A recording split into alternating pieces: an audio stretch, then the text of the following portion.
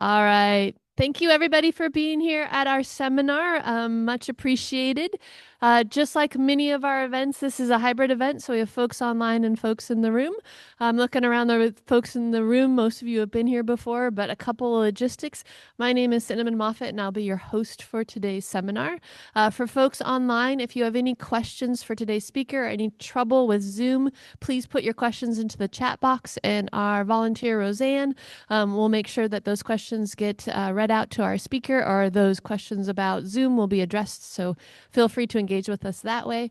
For folks in the room, when we get to the question and answer, if you just raise your hand, I'll bring you this mic, and that way folks online can hear the questions as well. But really want to thank you all for being here. Much appreciated. The couple of quick announcements. This is our last seminar because next week we have a 3-day weekend. And so then our next seminar is December 4th, when Suzanne Brander comes to talk to us about her work with plastics and chemicals in the ocean. So I hope you come back. Yes, Marine Mammal Month is done. So now we're going to be talking about some other topics, but I hope you all still come on back. The other thing I wanted to remind folks, if you haven't seen it, we're doing the food drive. There's a drop box right outside that stays there all the time. This particular food drive supports our food bank here at Hatfield. So for folks that have SNAP issues right now, or that were laid off and were contractors and aren't getting back pay, that food bank is supporting them. So feel free, if you are still employed and you have a little bit you can give, drop some non-perishables into the container. That would be really amazing. But I'll introduce today's speaker because I'm excited to get updates. And so today's speaker gave me her bio, and it is very modest. For folks that know Clara, these 3 bullet points are definitely not enough, but I will read them as they were given to me. So Clara Bird is a postdoctoral scholar at the Oregon State University's Marine Mammal Institute, where she also completed her PhD in wildlife science. Originally from Michigan, she completed her bachelor's of science in a bachelor's in biology and environmental science from Duke University, and currently focuses on the study of behavior of marine mammals. And her background is using drones for looking at population assessment, photogrammetry of marine megafauna, and using image methods for analysis. And that's all she gave me, but we're going to hear so much more. And I'm excited to have that. So if you want to turn your mic on, I'm going to hand it off to you. Thank you, Cinnamon. Hi, good afternoon, everyone. I am excited to be here. Come on, video. Don't do this to me.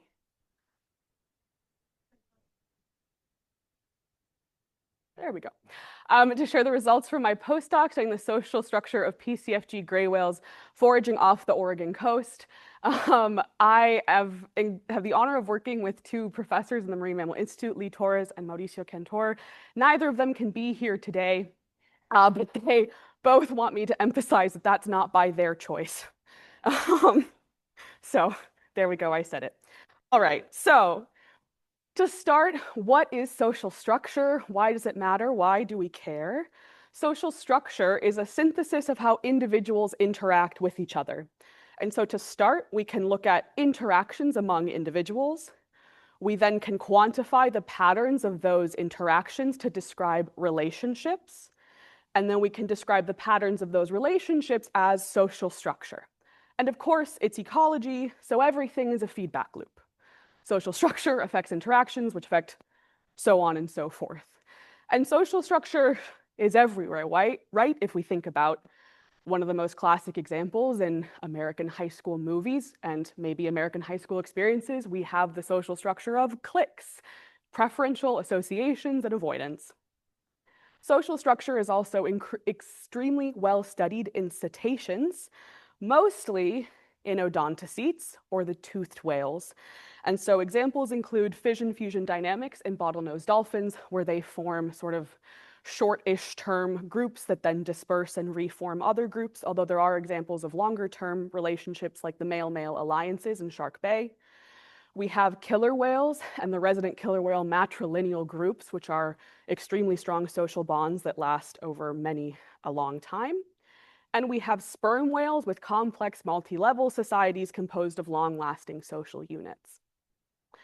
And so these are all fascinating and exciting to study, and we can contrast them to the other side of the cetaceans, the mysticetes, or the baleen whales. So they don't have teeth, they have baleen plates. And most of what we know about mysticete social structure comes from humpbacks. So humpback whales have been described as having small, unstable groups. That's what we got. Um, and essentially, but interestingly, the prevalence of these small, unstable groups has been attributed to a lack of predation pressure compared to these other species and the spatial characteristics of their piscine prey or their other kinds of prey, and that the patches are constantly varying in extent. And so if you think about the costs and benefits of working with a group, it might be different based on how you find your prey and how you eat your prey. Like a humpback can't really share a fish, but they can share a big patch of fish, as we see with bubble net feeding cooperative strategies.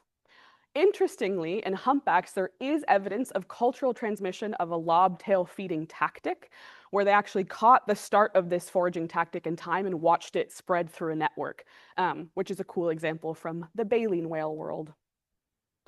But it is interesting to compare not just how much we know, but the kinds of patterns we see between odontocetes and mysticetes, particularly when we compare life history strategies and the income versus capital breeder sort of paradigms.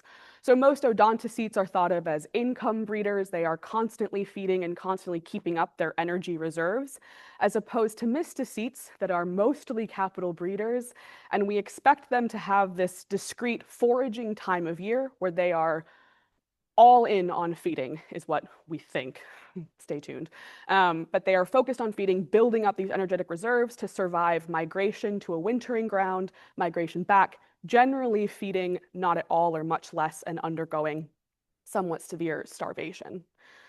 And so the fact that these capital breeding whales has, one, affected how we think about their behavior and categorize their social and feeding behaviors. And it also affects how much space they cover and maybe their ability or desire to form social groups. And so today we'll be talking about eastern North Pacific gray whales. And so these whales winter in the waters of Baja California, Mexico, smart whales. Most of them migrate north for their summer feeding grounds in the Arctic. But this special little subgroup called the Pacific Coast Feeding Group has a truncated migration, and they stop to feed right here in our backyard of the Pacific Northwest, with a hotspot here in Newport.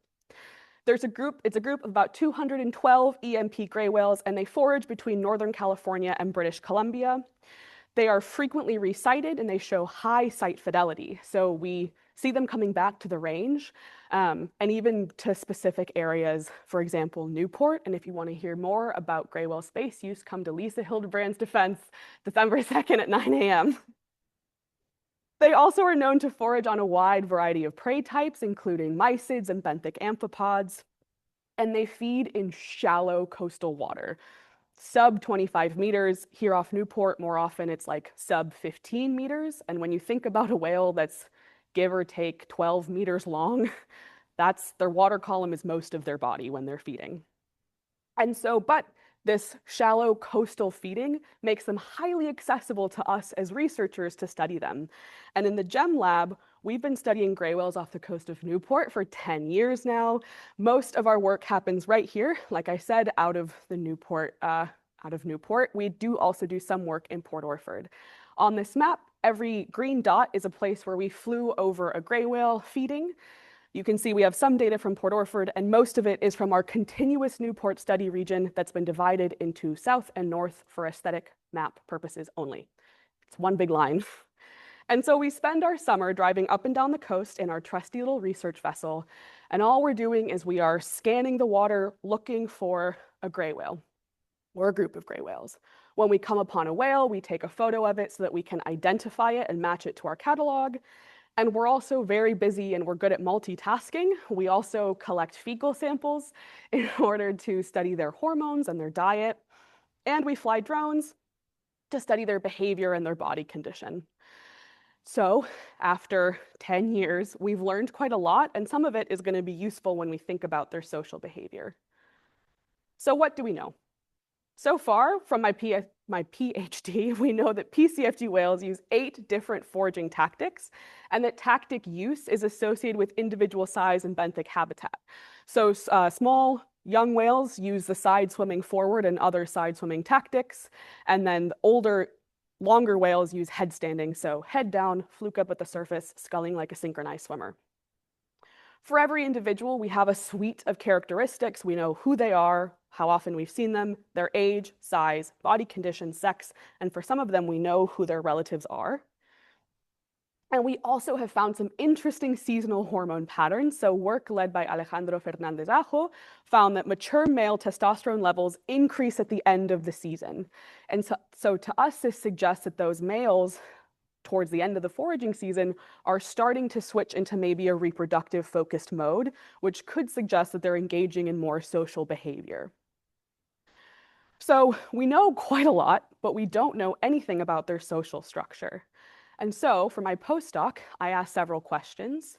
I first wanted to know if there was evidence of non-random social structure in PCFG gray whales. Do we have evidence of preference or avoidance? I then asked, how do individual social characteristics vary with sex and maturity? How do association patterns vary with sex and maturity? And how are social interactions related back to the network? But before we can answer that, we need to talk about how we even go about studying social structure, especially in wild whales. And our first step is we need to define interactions. And so an interaction, which is what I think of first when I hear social behavior, is defined as when the behavior of one animal is affected by the presence or behavior of another. And we define it by observing a behavior. Classic examples include fighting, grooming, mating. For us especially, mom-calf interactions, synchronous behavior, tactile interactions. But these, especially on a foraging ground for a baleen whale, are rare and can be hard to observe. And so more often we use associations, which is a bit zoomed out. So an association is a situation in which interactions usually take place or could take place. And we define it using spatiotemporal proximity. So are those two whales close enough to each other in space and time to potentially interact? And this is important because, one, we're acknowledging we can't always observe interactions, and those two whales that we think are independently foraging near each other could also be communicating underwater, and we're not detecting it. So how do we actually do this in the field? Well, as nice as it would be to get to observe a huge group actively interacting, that's not going to happen all that often, is it? More often than not, a social structure of a high school could be observed in a cafeteria, right? You can clearly see social structure appear in a cafeteria, and we just happen to be studying a gray whale cafeteria. So let's pretend that we are studying social structure with a bird's eye view of a cafeteria. We have tables and chairs, and a bunch of people just showed up for lunch. And here it is Wednesday. They are wearing pink. And so the first thing we need to do, pretend you don't know anything about how social groups work in a cafeteria, and you need to think about spatial scale. What spatial scale am I going to use to assign individuals to a group? Well, you might say, duh, the answer is obvious. It's a table. But that might not be right. The group could be really big. What if a group is 2 tables long? What if it's even smaller? What if social structure is only occurring at the scale of the 2 people sitting right next to each other? Or someone else could want to look at the entire cafeteria as a group. And depending on the question that you're asking, all of those spatial scales could be relevant or useful. Like if you were comparing multiple high schools, multiple cafeterias, then that might be a relevant scale. So you just have to choose a scale and think about why you're picking it. You then also have to consider temporal scale or time, because as much as I would love to have a great snapshot of who is where and say that that's perfect, it's not, even if we have humans in a cafeteria, because, well, at a given moment in time, a bunch of people might be in the bathroom. Some people might have come late to lunch because they had to buy their food. If we think about whales, whales don't spend all their time at the surface in view of the people. A group might be present, but half of the whales in the group might be subsurface for a couple minutes while they're in a dive. And so we pick a temporal scale, 5, 10 minutes, half an hour, whatever you want, and we assign that to that space and use that to assign groups as well. So how does this work in our study? we used a 9-year data set of sighting notes and waypoints. So every time we saw an individual, we assigned it with a waypoint, which is a marker of space and time. And then we assigned those groups at different scales. So 10 minutes and 30 minutes, 100 meters, 500 meters, and a kilometer, which gave us 6 different combinations to create networks from to then compare to each other. And we used this to ask, is there evidence of non-random social structure in PCFG gray whales? And how does this relationship change with all these different scales? Is there one scale that's too big or too small to detect structure? So before we can get there, we had to take our groups and we had to get them to associations. So let's say you took these 6 rainbow gray whales and you assign them to a group. You would then, because they're in a group, we are assuming that they are all associated with each other. And this gives us pairings, or what we call dyads, which is a central unit of analysis for social networks. And this is not just going to be every possible pairing from a group, it's every possible pairing of the entire data set. So we have 187 whales, which gives us 17,391 unique dyads that we then want to ask, how often did those pairs of whales associate? So we can now quantify the association strength. This is traditionally done using the simple ratio index, or a ratio of times that a pair was seen together divided by the total times either whale was seen. And so how would we do this? Let's say we have a whale I and a whale J, and we saw them on 4 different days. One day we saw whale I without whale J, then we saw whale J twice without whale I, and then we saw them together once. Well, we have our ratio, and so we saw them together once, and we divide that by the sum of the 1 time we saw whale I, the 2 times we saw whale J, and the 1 time we saw them together, and that gives us an SRI of 0.25. Okay, that's cool. There's a problem. Simple ratio index is highly susceptible to sampling bias, because if we saw the whales 1 time, but together, that's 1/1. You're like, amazing, they're BFFs, this is so cool. You saw them 1 time. That's not enough to say anything about the nature of the relationship other than that they came together 1 time. And so let's explore this problem with the actual gray whale data. Here we have a histogram of our simple ratio index values from the 10 minute, 100 meter matrix. And we've already filtered out all of the values that equal 0. So of the 17,391 dyads, 16,200 of them have never associated. We never saw them together. It is sparse. Gray whales aren't associating all the time. And so this is already filtered out, and you can see that most of our associations are very small. But you might say, well, don't be sad. You have like a couple cool high SRI values over there above 0.5. But do I? Because if we add in sample size, here the SRI, that index, is now flipped up onto the y-axis, and the x-axis is the total number of sightings per pairing, so that denominator in the ratio.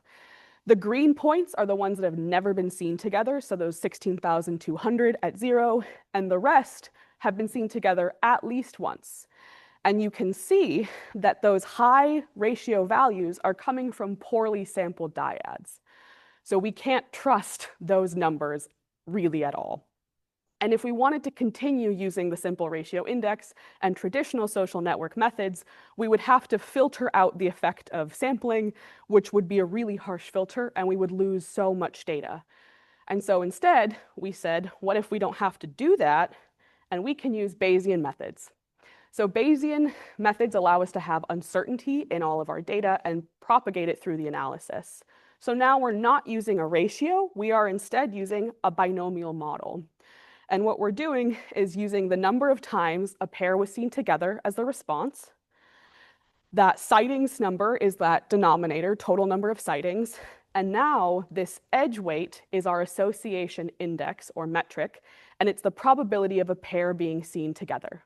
So this is the probability of a pair of whales being seen together X number of times, given how many times they were seen at all. We get our edge weight. It's going to have uncertainty. So the lower the sightings, the more uncertain our probability.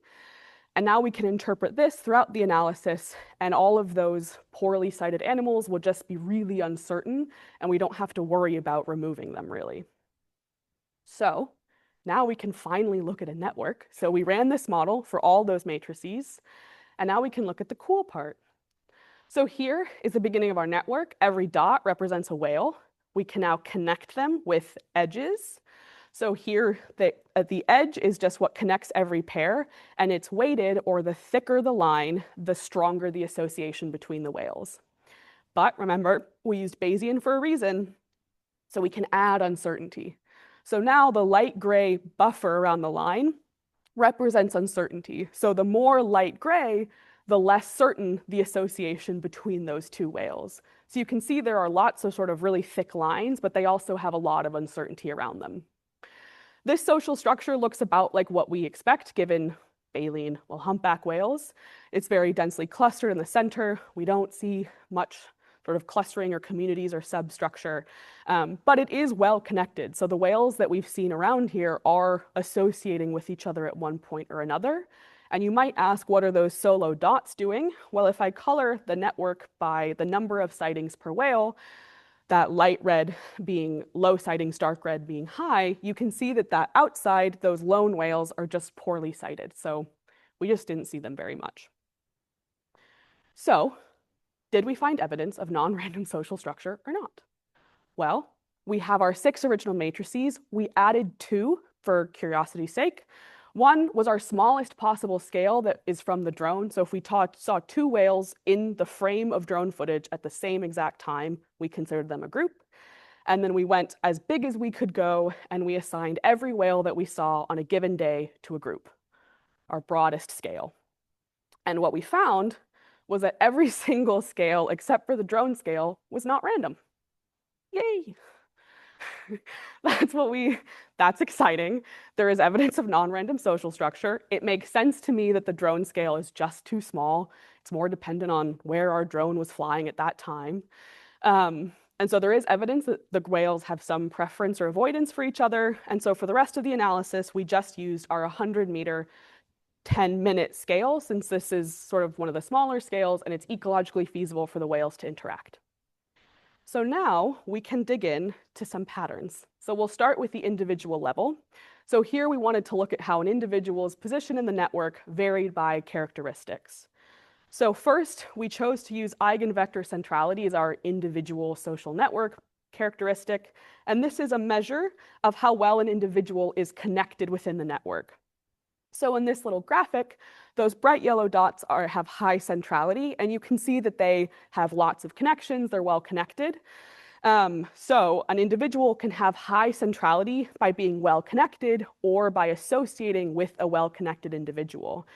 And this is important to know because if you're central, that might be an individual through which disease or information is passing through, right? If we again think back to high school, this would be someone that maybe is friends with different cliques, maybe is the one passing the gossip, maybe there's a Gretchen Wiener's whale.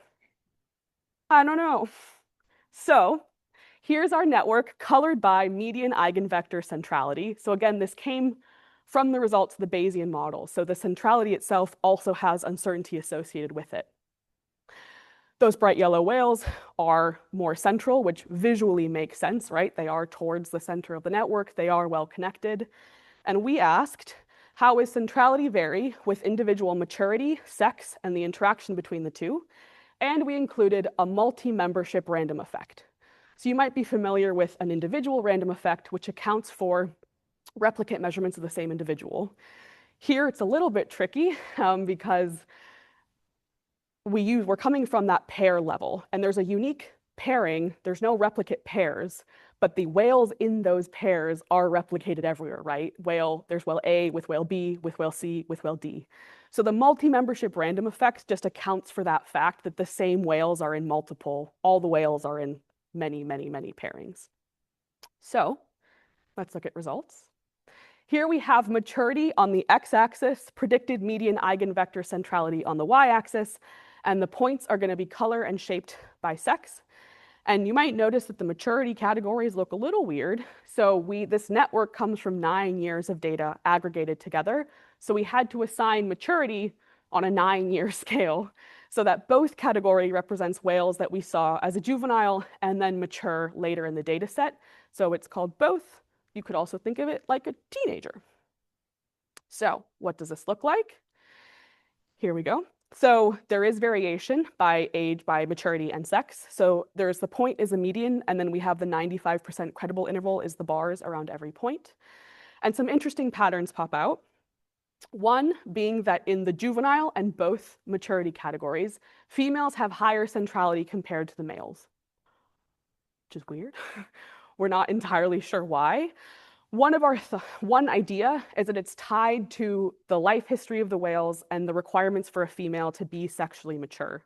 So females, first of all, sexually mature earlier than males, and in order to be sexually mature, they need to have enough energetic reserve to reproduce. They need to get a lot of fat on their bodies in order to pull this off. And so it could be that if they're young and they don't know the system well, they are seeking out social information, i.e. going to big groups as a signal that that's where there's a lot of food. Maybe. Again, we don't really know, but it's interesting that work by Casey Bierlich shows that juvenile females are in better body condition than juvenile males. So this could all be tied in to the social behavior or how the females are being well connected while they're here foraging. Interestingly, when we go to the mature whales, the males have higher centrality than the females. So there's been a bit of a switch. Again, we can only sort of hypothesize about what's going on. Anecdotally, we know that a lot of our old established females kind of know they go to similar spots. Maybe they know where they want to go. They're no longer seeking out information. And if we remember that mature male testosterone increases in the late season, it could be that these mature males are now prioritizing or more concerned with engaging in larger groups and potentially finding social opportunities that could later turn into mating opportunities later on in the season.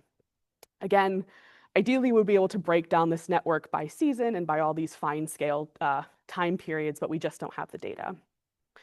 Finally, our last cool result is that calves have low centrality compared to everybody else, which if you're a baleen whale person, this might not come as a surprise. We generally think of mom-calf pairs as this tight unit. Moms are very protective of the calf, but this is really different compared to an animal like a sperm whale where calves have some of the highest centrality. And this is attributed to alloparental care in sperm whales. So the calf is essentially associating with a lot of different whales as it's being watched over, taken care of. So this is a cool way to visually see the difference of a baleen whale mom-calf relationship, but it made me wonder if moms were drastically changing their social behavior to essentially protect their calf or socially isolate their calf, you could say. So I went to the group level scale. So here we have mom on the x-axis. The y-axis is group size, so every dot is a group that mom engaged in. The gray dots are when the mom was without a calf. Red is when she was with her calf. And what you can see is that generally across the board, most of the moms engaged in groups of no other whales when they had their calf. It's at 0. For the few mom calves that were seen in groups, they were all fairly small. And notably, most of our well-sighted moms engage in much larger groups when they don't have the calf. So they are changing their social behavior when they're with a calf. Essentially, they're staying isolated. And this could make sense. Gray whales have one of the fastest weanings of all the whales. The calf is born in January, February, and weaned by July or August. And so we actually see mom and calf independently post-weaning at the end of our field season, which made me wonder if mom changes her behavior post-weaning, so immediately after that calf is independent. So here we have day of year on the x-axis, group size on the y-axis, one facet per mom. Gray is still no calf, but now we have bright red is with calf and dark red is post-weaning of the same year. And what you see is for most of our moms, they do, even as soon as post-weaning, engage in larger groups. They are finding larger groups again emphasizing that this sort of no engagement with other group behavior is because they have a calf with them. So what about the calf? Well, here's the same plot as above, but now we have calves on the x-axis, group size on the y-axis. The dark gray is when the calf is post-weaning or later, and the red is with mom. We see the same with mom trend, obviously, but we do see that calves also engage in larger groups after they have weaned. But I think it's interesting that the y-axis is fixed, and you can see that calf group sizes don't reach the same sizes as those of the older moms. So that drove me to want to dig into calf age and group size. So here we have calf age on the x-axis, group size on the y-axis. And what you'll notice is that the group size the calf engages in does increase with age. So no calf under the age of 6 engaged with the group larger than 4 other whales, which is cool. Didn't quite expect, we didn't expect any of this really. So this could be, I don't know, I don't want to anthropomorphize a calf and saying that it's shy, but it could be that the calf is tentative to engage in other groups. Again, remember that young, small whales use a different foraging tactic compared to the old long whales, so it could be a mismatch in behavior or space use. It's just an interesting pattern that's worth exploring more. We can then dig into pairwise patterns. So we just talked about an individual's centrality in behavior. What about who's associating with who? What do those cafeteria tables have in common, right? And if we think about cliques or groups of people, we generally assume there's going to be something in common, right? In high school, it could be grade, which is age. It could be patterns by sex or preference for something, movies, who knows? So for whales, we were interested in sex and age. So here's the network colored by mean age of the whale. Dark blue is older, light blue is younger, gray means unknown. And what essentially we're looking for is there a pattern of those colors in the network? Do you see a lot of similar colors close together? Do you see that the colors are all sort of interdispersed, suggesting preference for an individual that's different from you in age? And so it's hard to detect anything from the network, but we can model the probability of a pair being seen together given their age difference and sex difference and that same multi-membership random effect. So here we have mean age difference in years on the x-axis, that predicted edge weight or the probability of them being seen together on the y-axis, and there's going to be a different line for every sex difference. So female, female, female, male, male, male, and unknown. Here you go. There's no difference between the sexes, which is interesting, and a big contrast to the odontocetes, where we see a lot of sex differences in social behavior. But we have a significant effect of age difference. So whales are more likely to associate if they are similar in age, which is cool. And again, if we think about those similarities, that age and size are tightly related to foraging behavior, this could explain the difference. But it, again, also could be related to space use and a whole variety of things, but another cool pattern of gray whale social structure. So now we can dig in to those social interactions. So enough with they were just near each other. What about when they actually are interacting? And if you came to my talk expecting cool drone footage, here it is. So first, we have some of the classic interactions that we see, moms and calves together. In this case, both of the moms are foraging while the calf is nearby. These are both special videos. We don't see them all the time. But that's just mom-calf. What about everyone else? So we do have instances of whales just foraging together. So here we have two whales that are surface feeding, and we don't know if they're interacting, but they are coming within like half a meter of each other. So you presume that they might have communicated or are at least aware of each other. And we also have this very cool video, if it's going to play. Well, there it goes. So we have this large old male who just did a bubble blast and started headstanding. And this young female appears to have heard a cue, detected a cue, and is now coming over to that exact same place and is going to start doing the same thing. There we go, does the same thing. So that is the use of social information right there, which is pretty interesting.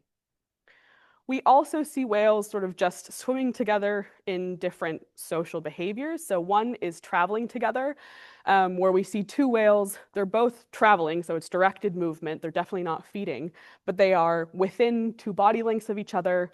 Oftentimes, we will see them in this sort of like parallel moving like in line with each other position, and sometimes we see them in more of a leader-follower position, where one whale is staggered and behind the other one. We also see coordinated surfacings. So in this example, these two whales were foraging in kelp, but sort of paused, and you see that they surface in sync, they breathe in sync, and then they are going back down again in sync. And right, synchrony is an interaction. They are changing their behavior because of each other. While they're swimming together, we also see some cool other behaviors. We see things like a fluke swish. There you go, where the whale, very bendy whale, strongly swishes its fluke, typically in the direction of the other whale, sometimes the other way. It looks aggressive to me, but we actually have no idea the intention or what it's meant to communicate. And then we also see this interesting difference to traveling together, which is more of a directed follow. So here, this whale is just following right behind the other whale for an extended period of time. And then finally, we do see tactile interactions between the whales. And so one is called goosing. So you'll see the whale is coming up sort of in the middle of frame, and it's pushing its head into the genital region of the whale above. And it's persisting. And you'll see, so it's going. And we see this quite rarely, but these are both documented social sexual behaviors from many cetacean species. The other is one called mounting, which, well, sounds like what it is. You'll see that one whale sort of comes up. This video has been refusing to play all day, but it comes up, it mounts the other whale, and that's what it does. So how often do we see these different behaviors? So here we have a bar plot of the number of times we've observed a sighting of these social interaction types. You'll see they've been grouped into slightly broader categories in the videos. So mom-calf is our most frequently observed behavior of the social interactions, but for the rest of the analysis, we've removed the mom-calves because we know why they're interacting. We don't need an analysis to show that. So then we have swimming together, so that sort of when they're just swimming together during foraging or basically not traveling together, coordinated surfacing, so evidence of synchrony, and then tactile interactions are our most rare interaction. So my first question was, are these interactions occurring between whales that associate often, right? Those associations that are meant to indicate when that an interaction could occur. Is it a whale, we've seen them together a lot, and then they've interacted half that time? So to look at that, we made this heat map. It's a little hard to follow. Let's walk through it. We have the number of interactions, so interactions per dyad on the x-axis, the number of associations on the y-axis. So in this column, these are all the dyads that have never interacted but have associated, and then these are the interactions. So at most, we've seen a dyad interact twice.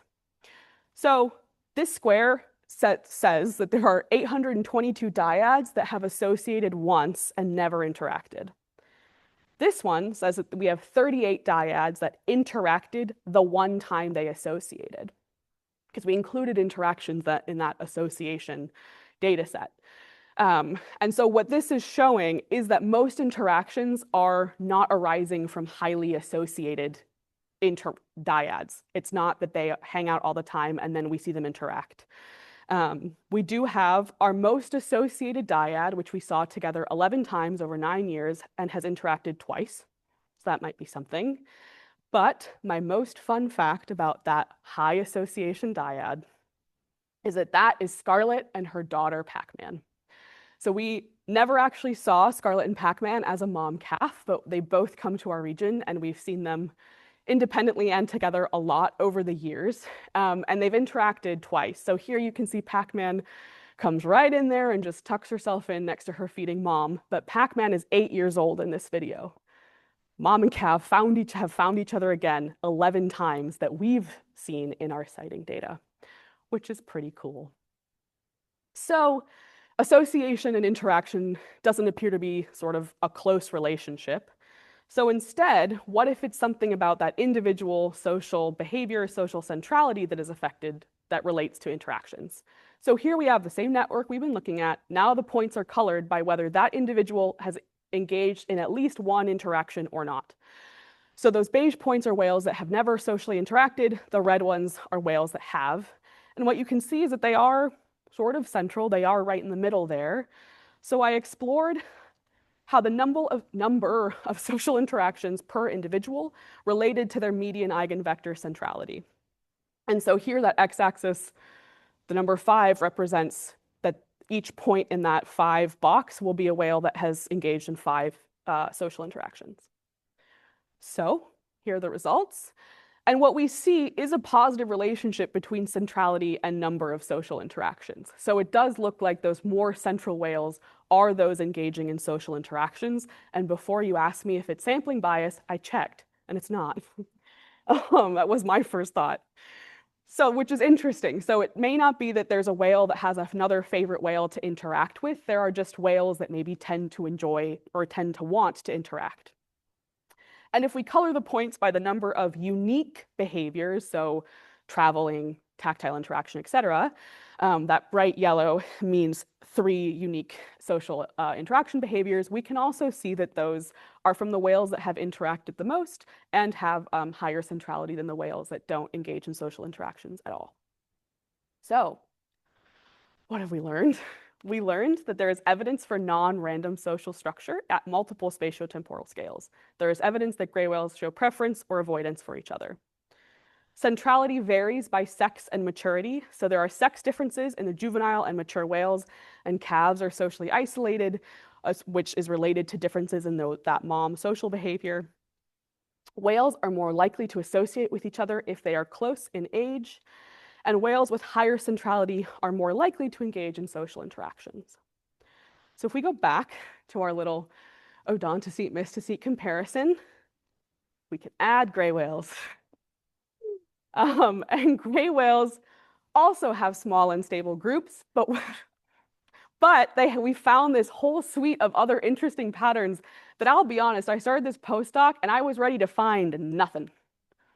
I had no expectations for results. I just wanted to learn how to do a social network analysis and learn something about whales. And so I think that the lack of sex difference is really interesting, maybe about the fact that they're on a foraging ground. And I also think that the structure of this PCFG gray whale habitat is interesting in comparison to baleen whales that are maybe feeding in places where the food isn't tied to any physical characteristics to the same scale. Like these gray whales here tend to feed on rocky reefs with kelp. And so it's possible for whales to remember that there's a place with that reef that they liked. The prey aren't maybe as spatially ephemeral and mysterious as they are in other places, which if there is a value to information, that could lead to this value of more social structure. And finally, what my big reminder is, which to maybe less baleen whale people, you're going to tell me this is really obvious, but it's a reminder to challenge this capital breeder paradigm, which we've also already heard about today. That I think what the paradigm has led to is thinking, okay, the baleen whales, they have winter time and they're social, and they have foraging time, and all they think about is food, and prey or predators is the most important thing driving what they're doing. And we've kind of forgotten or left behind or not been able to quantify or measure the effect of social structure. I did an entire PhD on gray whale foraging behavior, and I never thought about the effect of social structure. But it might be having an influence that we haven't been able to detect. These whales are social, even if they're forming these small and stable groups. And sort of my favorite consideration of this is that the PCFG are known to have this high site fidelity, and it's maternally inherited, right? Calves tend to come back to the place that their mom showed them. And as long as I've been studying PCFG gray whales, you think about it like, oh, the mom brought their calf and showed them where the food was, so the calf comes back. Well, I ask you this, what if the calf is coming back to see its mom? I go home to eat Detroit-style pizza, but I also go home to see my parents, right? And the paradigm makes us so prey driver focused that I think in baleen whales, we've maybe left some of the social stuff behind. And now as technology is advancing and we're more and more capable of following these ocean giants around, I'm excited to see what else we find. And with that, a huge thank you to our funders and collaborators, my advisors in their absence, Lee and Mauricio, the brilliant Leslie New, the incredible Granite Field team, both of my labs. The Gray Whale license plate has been incredibly important for funding my postdoc, and the field work was funded by the Office of Naval Research, Sea Grant, NOAA Fisheries, Department of Energy, PMEL, and a huge thanks to the Cascadia Research Collective for managing all of this PCFG data. And with that, I will take any questions.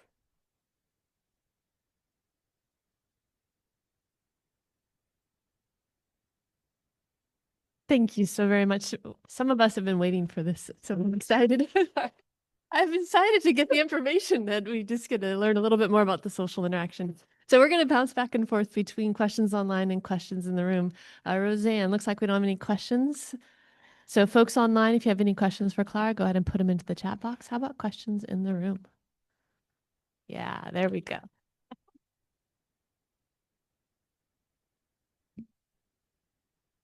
Thank you, Clara.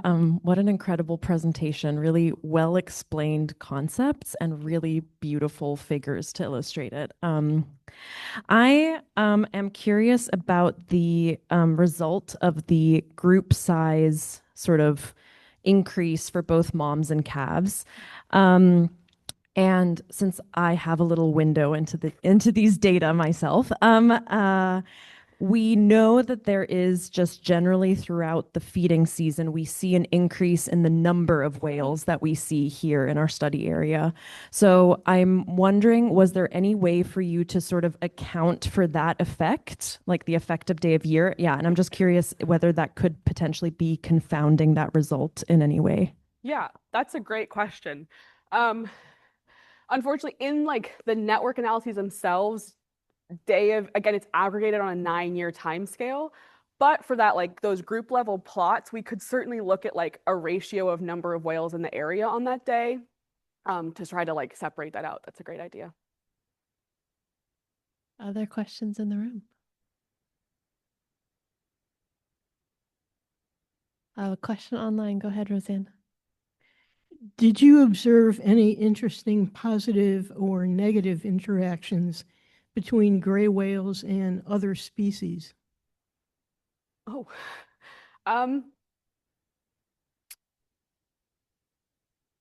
no. We haven't seen many. I mean, I have some funny videos of like, I have a video of a harbor seal that like sort of swims up to a head-standing gray whale and realizes there's a whale and like turns around real quick. But no, I haven't seen them interact with many other species other than this sort of like random co-occurrences. That's a fun question though. So I have a question that builds off of that. So you had said that the social networking was interaction or avoidance. Yeah. And so in the way that you analyzed, how are you quantifying avoidance? Yeah, so we're not looking at avoidance in particular, but essentially it's more like preference or avoidance. But if there's neither, then there's no reason for the network not to be random. Like for it to be non-random, that means that there's like variation in those association strengths between the different pairs, right? They're not all like 0.5 or 0.2. And so that variability signals that there are some stronger relationships and some weaker relationships. And so that's evidence for preference or avoidance. But I mean, we could look at, yeah, it's hard. I mean, we've often thought about like if you look at everyone who's there on the day, like who finds each other and who doesn't, but we can't really say avoidance. And also the underlying common thing that we can't ignore is that maybe whales are in the same place because they both just want that food. Like it could just be the prey. But what I always think is, well, maybe they both were there because of prey. That doesn't mean that they're not going to end up transmitting information or disease anyway. That wasn't the greatest answer to your question. But basically, we don't have exact avoidance, but we know that there's enough variation in those relationships to mean that there is not random social structure. Yeah, I think that's what I was looking for, was just that definition of avoidance. Yeah. Yeah. Question down there. This is a great presentation. I really appreciate it. A few questions. Are mysids a carb? Also, this seems like really math heavy. And is Lee making you do mathletes after your postdoc?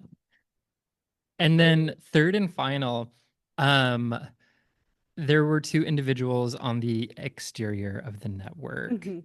What's their story? That's a mom calf that Okay. we saw twice, and then we never saw either of them again. And do you know if either of those had any interactions or associations with any other individuals?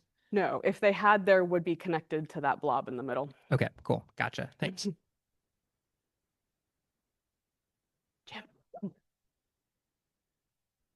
Has this type of analysis been done on gray whales at other locations like Baja, northern feeding grounds? In other words, is this level of interaction unique to this group or typical of gray whales in general? That's a fantastic question. This analysis has not been done in this way. I would love for it to be done, one, on like the scale of the entire PCFG range. That would be super cool. And if the National Science Foundation chooses to, it will be done in Baja by me soon. But it hasn't been done yet. But yeah, and so it's not. And again, baleen whales are so hard because for this kind of analysis, you ideally get all those replicates of seeing the same whales over and over again. And that's really hard in a lot of places, especially the Arctic. So again, hopefully one day with technology and money, we'll get there. I really hope you do. It's interesting that you're finding very, very, very low interactions with moms and calves. Yeah. And that's pretty much a complete flip of my experience of moms and calves in the lagoon a couple of months, 3 months prior to that. So I presume that it might be related to foraging because they're not foraging, the calves are not foraging in the lagoons. Yeah. That's a great question. And now I don't have to answer the email that's been sent in my inbox. Sorry, Jim. Yeah, it's a really interesting observation. And we've seen, Lee and I have seen mom and calf pairs interacting with each other in the lagoons as well. I think it's a couple different things, could be. One is I think in the lagoons, those sort of like documented nursing areas might be sort of safe areas for the mom calves to be interacting. Like I've seen mature males harassing a calf in other parts of a lagoon. And so maybe it's that sense of safety. And so I wonder when they're here on the foraging ground, if there's an element of like protection or of fear of harassment from other whales, fear of maybe being more detectable to killer whales if you're with other in a big group. And also the fact that that extremely tight weaning schedule maybe means that when they're on the foraging grounds, they want to maximize the time that they have together. And so they're just not going to engage with other groups. That's what maybe. Yeah, I'm not sure. I'd love to hear your thoughts. Okay, Roseanne's got a question online. Go ahead. Was there any hint of increase in associations during migration? It's a great question. So this data set is only on the foraging ground, so we couldn't look at association during migration. There's anecdotal evidence of PCFG gray whales migrating together or being seen together at some point on the migration path. Again, that'd be super cool. If we had like the money and coverage to do it, it'd be fascinating. And to see like if PCFG associate with each other in the lagoons. So my answer to that is I don't know, because I couldn't look at that, but a really interesting question. Other questions in the room? Way up here. Okay. Of course. Minda wants to make me run. I don't think I've actually heard the terms income and capital breeding before. Yeah. Can you briefly explain that? Yeah. So the income breeders are, well, I'll go it the opposite way. It's easier. So most baleen whales are thought to be capital breeders. So it's the idea that they build all their energetic capital while they're on that feeding ground, and then they migrate fast, keep fasting during their wintering time, and then come back. So it's like that super intense, all in, have to get all my food for the year time versus income breeders that they're just eating all the time in a very broad generalization. Yeah. All right. Roseanne, last call for questions online. All right. Yeah. Oh, we And got there's my email if you want to. one more question in the room, and we'll call this one the last one. Coming to you, Greg. Great presentation, very interesting. Just wondering, so a lot of your analogies were Yeah. based on people in high schools. Yeah. Why high school? I mean, I certainly understand that most of us have Yeah. been, Uh-huh. but you could have used Hatfield. It has its clicks, and Yeah. many of us are familiar with that as Mhm. well. Or there are other, possibilities. I'm just curious Yeah. why you chose that. And I know it's a really off the wall question. I mean, that's just the first thing that came to mind when I started explaining it to like family and friends. And then we came up with the mean girl's name, and high school just stuck as the analogy. But I mean, Hatfield, I mean, humans have social structure everywhere we go. So it could be anywhere. Okay, I said that was the last question, but we have one last question online, so I'm going to give it to her. Go ahead, Roseanne. Okay. Was there any evidence of body condition, impactions, frequency, type of interactions? Yeah. You've hit a soft spot in my heart. I would love to do that.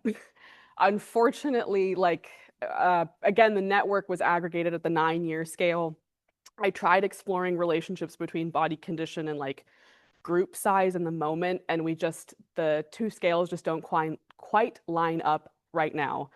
I think that's a super interesting question, and I would love to get there because yeah, I mean, especially for like the gray whales in Baja, we've wondered how much, right, with the whole capital breeding strategy, and if they feed and then that's the energy they have for basically the rest of the year, how careful are they with that energy budget and how much like socializing uses up energy, and so how they balance that budget is really interesting. And yeah, just didn't have quite the data to do that, but that's a great question. Wonderful. All right, everyone, let's give Clara one more round of applause.